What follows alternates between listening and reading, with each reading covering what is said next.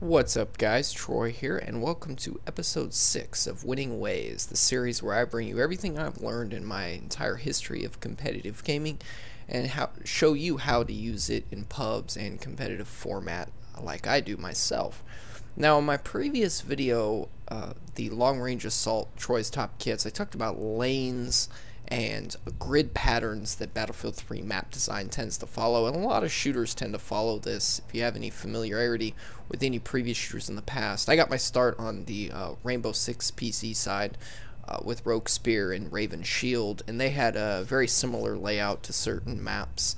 And today we're going to talk about both shifting on certain lanes and aisles and in terms of in relation to a grid pattern, and we're going to talk about picking and pushing in the second half of the video. But first I want to talk about shifting positions. Now this really applies to people that you're mic'd up with, that you know you've played quite a few games together in the past, so you know them quite well and you know how to operate as a squad, as a team, etc. But the breakout is extremely important, both Conquest and the Rush. So normally I'm running with my defibs. I've spawned in on the Russian side here. We're going to go down, and we're basically going to try to capture Bravo and defend Bravo in certain lanes. Now I'm using Operation Metro because it seems to be the go-to map. Pretty much for most of my Winning Ways episodes, I'm going to be using Operation Metro. So let's get started. Now I come to the breakout, running with my defibs. I go. First thing I want to do is I want to jump down here. And I've got two areas to defend here. I've got this side, I've got the A train side, I've got the B train side. Now, I assume that I'm going to have a squad mate down here, and that med pack is going to be my squad mate, and I'm going to take up the A train side, and we're going to defend them the American side from trying to get to Bravo. They're going to come up maps up to the front stair, they're going to come side stair, and they're going to try to come down A wire in these A train side platform and try to get to rear stair. So my job is defend right here, and I'm going to protect A wire. I'm going to kind of extend out, protect the A platform here, and make sure that no guys get past me. But let's say that my guy goes down right here. My best bet, instead of just coming over, normally I res. Instead of just going back to my spot, now he's got to come out of his res, reacquire his target on the corner there. I've got to run back over. Instead of doing that, I can res him like this and take up a position right here. And when he reses, he can move on back over to my position. We've basically just shifted positions. Same job, watching the same lanes, same alleys, because this is a long type of grid pattern here that you've basically laid out for Metro. Grand Bazaar has the same setup, Sen Crossing, a lot of the Aftermath maps, and a lot of, especially Strike at Karkin is probably the most prime example. But now we've shifted. I've rezzed him, I've gone over here. Now, let's say I cannot get the res. I come over here, I can't get the res, there's too many people, he keeps getting picked off. I res him a second time, he's like, don't res me, let me spawn back in. Basically, what I'm going to do is I'm going to collapse back onto Bravo and kind of give the opposing team a false sense of security. I'm going to run back up these stairs. I'm going to apple drop a nade right here. Run back up here. Let him spawn on me, and then we'll come back down and we'll take up our respective positions and protect these side lanes right here. That's extremely critical and extremely important. Basically what you want to do is minimize any one lane being open for any amount of time. If I put my med pack down here, that's my squad mate. Like I said before, if I come over here and res him like that, he's got to come out of the res, reacquire his target. I got to move over here. That's potentially both lanes being open at any given time.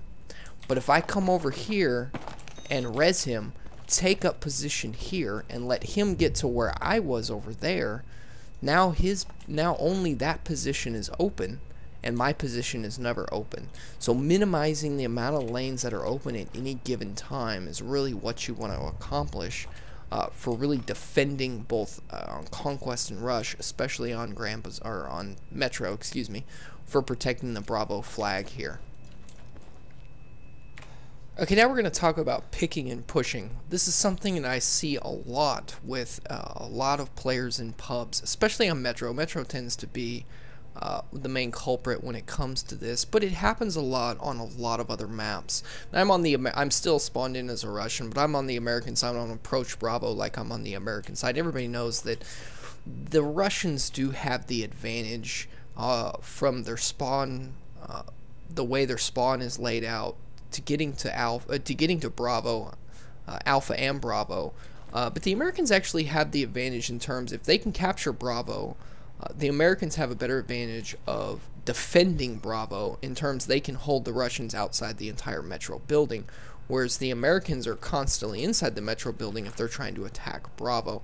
So it's much harder for the Russians actually to defend Bravo than it is for the Americans, despite the fact that the Russians have elevation to their advantage and they can splash RPGs, M320s, and weapons of that nature. Well, we're going to talk about one of the big mistakes I see being made on both Rush and Conquest, especially when people try to, on Conquest, people try to get onto the burn. So we're going to push forward here, and this is what you don't want to do. You come across maps, you're coming across front stair, bam. Other than the breakout, this is what you don't want to do, just rush up. I was extremely exposed right when I got back to here. If you have people on store 1, I'm dead. People on ATMs, I'm dead. People on front locker, I'm dead. Russians defending here on the photo booth, the little Photoshop thing here, I'm dead. Guy right here, I'm dead. Most people have played this game long enough that you usually have somebody bipoded up right here, somebody bipoded up right here, somebody on this little knocked over kiosk here, store 1, you can easily put a bipod up on the desk of store 1. So it's just a bad position to come up, and what you want to do is you want to call pick and push. Basically, if you do not pick and then push, you're going to have 3, maybe 4 or 5 guys waiting at the top of the stairs for you, and there's no way you're going to shoot your way out of that situation. So what you want to do is you want to come up here, approach, make sure there's no guys hanging up, here, because sometimes they like to peek out.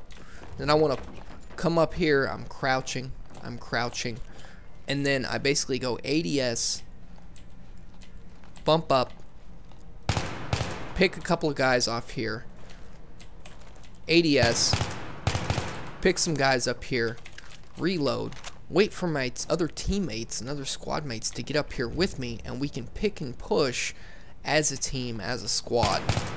Once I've gotten a couple of picks, I know that it's safe to get up here, knock off front locker here, knock off ATM, and then we can push on up.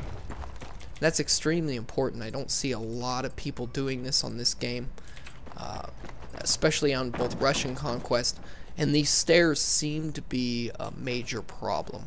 And that's basically how you want to do it for these front stairs, where there's only really a couple of ways the defenders can defend this front stair area. The side stair and the rear stair are both a big different story. Now we're going to talk about picking and pushing on the side stair. One of the biggest mistakes I see people make is coming up this way. Coming up to this wall is good because you can head glitch right here, you can minimize your angle of exposure, but here's the big problem. Once you come to this corner, people like to hug this wall, come up here. Well crap, now you're really exposed. You can have people on rear stair, they're defending the rear stairs, they can kill you. Front store 1, they can kill you. People on flag here, they can kill you. People on front wall can kill you. Anybody hiding on that little photo booth right there, they can kill you. And same with the front locker. And because of this angled roof right here, all they would have to do is splash a 320 right here, or maybe an RPG. Probably a 320 would be better because of the larger splash damage. You're dead. So what you want to actually do is hug this front part of this wall right on this trash receptacle here, head glitch, kind of check off, make sure nobody's kind of peeking down these stairs, and then get over to this pillar. Now you get this pillar, we can check off a little bit here, and then I want to hug this wall. Now I've minimized my angle of exposure here. Now I can check off front wall. Is there anybody chilling right here? Any defenders? Front photo booth? Maybe the bipod guy in the corner there. I can check off those guys, and then I can slowly angle my way out. I can hit anybody on these head glitch spots here. That's a perfect head glitch spot if they crouch. Then I can check off store 1. I can check off flag, move over to maps, move over to rear stair, and then I can easily reacquire my sights to hit anybody coming out of front locker. Usually like to have a lot of RPG or 320 guys come out and stand out here, and you can hit them there. So that's the best way to do it, is always hug this inner wall. Don't get on this outside. You're extremely exposed to 3, maybe 4 or 5 more angles than you need to be. Never try to expose yourself more than 1 angle. So hug this wall. Head glitch these stairs. You got the perfect stairs here. Come up, bam. When I'm picking and pushing, I shouldn't. Don't do this. Bam, bam, bam. Try to check off these guys. Don't do that. Come up here. ADS first. Move up. Get your picks. Move back down to cover your reload. Then come up, kind of expose yourself here, kind of work your way and cut the corners there. Simple as that. I don't see a lot of people doing that. I see a lot of people tend to bum rush the objective, pick and push first, or you're going to have 2 or 3 or 4 or 5 guys waiting there, and you're just not going to win that gun battle. Now let's go back down to flags. Let's go back down to the rear stairs. We'll talk about how to push the rear stairs. The rear stairs are tricky because they basically, the entire rear area of the stairs can be defended all the way around, where the stairs have that basic that knee-high wall. The defenders can defend the entire thing. So your best bet, besides smoke, would be to come here, work these corners, and it'd be good to have a squad mate. Let's pretend that med pack's a squad mate. He's working the opposite side, so we get a lot of these cross angles, a lot of these crossfires. We're going here, and we see these pillars. We can nade those pillars. Over here. Nade those pillars like that. Come back down. Come up. Get a few picks. When I'm getting right here, I can pick anybody head glitching right here. It would be very hard unless they got right on top of me for any of the defenders right here to get me. And if I have a squad mate on the other side right about there, they can do the opposite side and we both be covered. We come up, just make sure you don't shoot your squad mate if you have friendly fire on. If it's a scrim or a actual competitive match, come up, and I want to minimize my angle of exposure. Make sure to try to get on the burn. The burn is kind of it's kind of a good spot, bad spot. The burn's really exposed. I'm really exposed to anybody right here. But as long as you have someone on the opposite side, right where that med pack was at, then you can really attack this angle of exposure. But just don't do this. This is not how to attack bombs. For one, don't ever jump when you're running upstairs. You saw that little shimmy I did. That slows your movement down. Always jump when you get to the edge. Like that, I can jump out of the stair. But don't ever rush up here like this. If you know you could got squad mates clearing off side stair, you may have squad mates right on the right side of the front wall.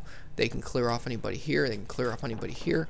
All you have to do is kind of come up crouched, go ADS. You pick off photo booths. You can pick off the plants area and all these different turnstile areas. Those little nooks and crannies that people can hide. Good head glitch spot there in the trash can above turnstiles. You come in here and you pick off store 1. You can come in here, basically go up here, get rear locker if anybody's hiding in rear locker. Kind of head glitch this spot here. But that's basically it. What I want to show you guys today about picking and pushing and lane coverages and shifting your lanes and trying to get reses that are good. I hope this makes you a better teammate and a better player. Thanks always, guys. I really appreciate the support, and see you next time.